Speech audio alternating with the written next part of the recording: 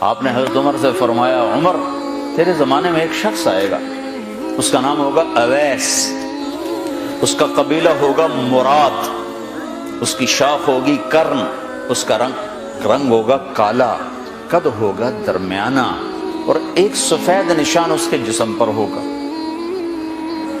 جب وہ آئے تو تم اس سے دعا کرانا، علی تو بھی کرانا، عمر تو بھی کرانا، اور میں قسم کھا کے کہتا ہوں کہ اویس جیسوں سے دنیا بھر جائے تو عمر و علی کے ایک بدن کے بال کے برابر نہیں، لیکن اس کے ذریعے سے ایک پیغام آگے پہنچانا تھا۔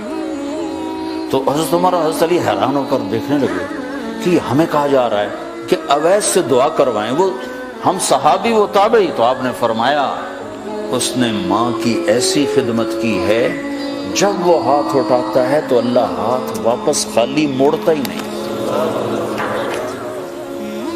یہ پیغام پہنچانا تھا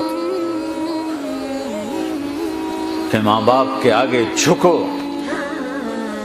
جس دیش میں آپ رہتے ہیں یہاں کام کی رفتار بہت تیز ہے، ماں باپ اگر موجود ہیں تو کم ہی کچھ نصیبوں والے ہیں جن کو کچھ اولاد کی خدمت ملتی ہے، ورنہ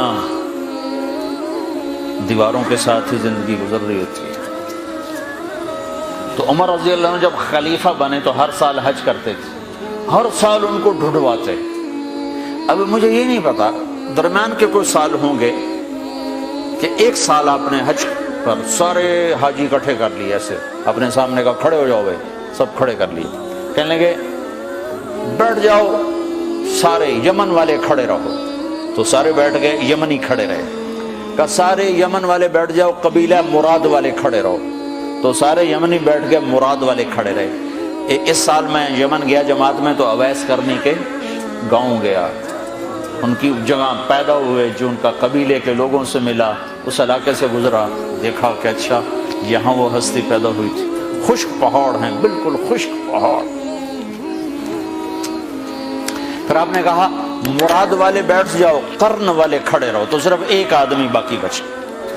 تو آپ نے اس سے پوچھا تم قرنی ہو؟ کہ جی ہاں۔ اویس کو جانتے ہو؟ کہ جانتا ہوں، میرا سگا بھتیجا ہے، میرے بھائی کا بیٹا، لیکن وہ تو تھوڑا پاگل سا ہے، آپ اس کا کیوں پوچھ رہے ہیں؟ تو عمر رضی اللہ تعالیٰ عنہ رونے لگے، کہا وہ نہیں، تو پاگل نظر آتا ہے۔ پھر آپ نے پوچھا کدھر ہے؟ آیا ہوا ہے، حج میں ہے؟ کہ جی ہے۔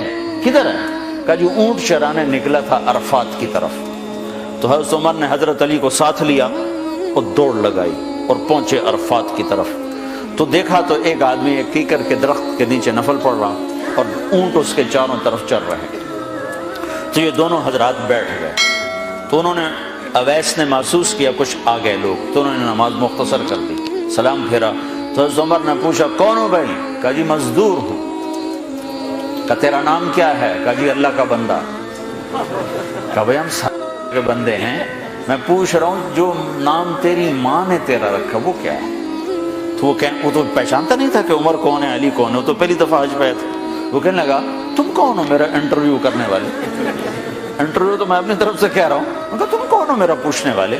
تو حضرت علی بولے یہ امیر المومنین ہیں عمر بن خطاب اور میں ہوں علی بن ابی طالب۔ پھر وہ ایسے ایک دم گھبرائے، دونوں کو سلام کیا، میں معذرت چاہتا ہوں میں نے پہچانا نہیں۔ تو عمر رضی اللہ عنہ نے فرمایا ہاتھ اٹھا، ہاتھ اٹھا۔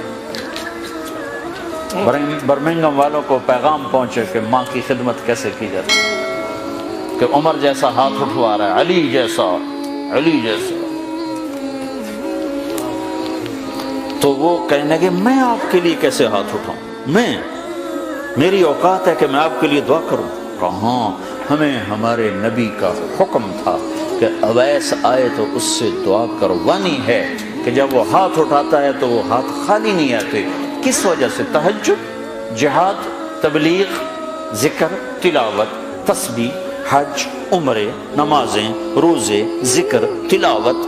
کس وجہ سے؟ نہیں، ان میں سے ایک وجہ بھی نہیں، ماں کی خدمت کی وجہ سے۔ پھر ایک اور جگہ آپ نے فرمایا کہ لوگ جب جنت میں چلیں گے تو اویس بھی چلے گا، جب جنت کے دروازے پر پہنچے گے تو اللہ تعالیٰ فرمائیں گے اویس کو روک لو باقی کو جانے دو۔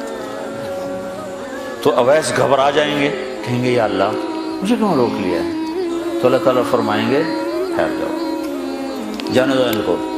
ہاں بھائی، اب یہ سامنے جہنم کے لوگ کھڑے ہوئے ہیں، تو شفاعت کر، تیری تو فعل لاکھوں انسانوں کو جنت میں ڈالو، تجھے اس لیے روکا ہے کہ تو شفاعت کر، جدھر تیری انگلی اٹھتی جائے گی ان کے لیے جنت لکھتی چلی جائے گی، ان کے لیے جنت لکھتا چلا جاؤں گا، جدھر جدھر تو انگلی اٹھائے گا۔ صرف پونڈ ہی سب کچھ نہیں، مائیں بھی بہت کچھ ہے، صرف پونڈ ہی سب کچھ نہیں ہے، باپ بہت کچھ ہے۔